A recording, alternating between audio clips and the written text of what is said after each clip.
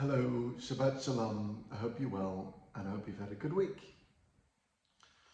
A few days ago, I was walking along Upper Street and I was on the way to a school. I was going to give a talk there about Hanukkah.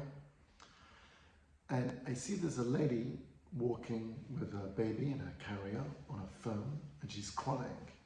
And I'm already late to get to the school. And then I turn back. Something in me told me, like, okay, turn back, came to her and asked her, are you okay? And she gave me like the standard response, like anyone on the street would say, yeah, I'm fine. And I responded to that saying are you okay? It looks like you could do with a hug. And she said, actually, I really could do with a hug. And she's, shares how she's overwhelmed by what's going on. I don't know exactly with her child, but then also what's going on in Israel.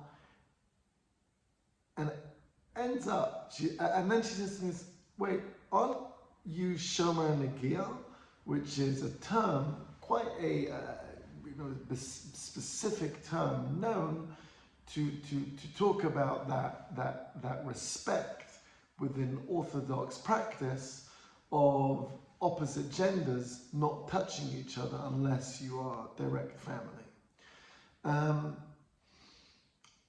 To which, it was just that likelihood of on Upper Street meeting somebody in this whole scenario that was Jewish and also that had this type of familiarity. At any rate, I gave her my email, we left off that we'll be in touch, and then I continued on to the school. And even before I had a chance to kind of process what had happened there and that interaction, I was then in front of all these kids in an assembly. I was already a few minutes late. So I started off the talk discussing with the kids, shared with them the story, and I said, what we're going to do is we're going to spend 20 seconds. I'd like you to all close your eyes, have a moment of silence, and to think about, you couldn't now go and do something like this to a stranger, your children. However, to think about how you could do an act of kindness, whether it's to a classmate or to a teacher or something at home, doing some act of kindness. And then continuing on from there to the Hanukkah presentation for the school.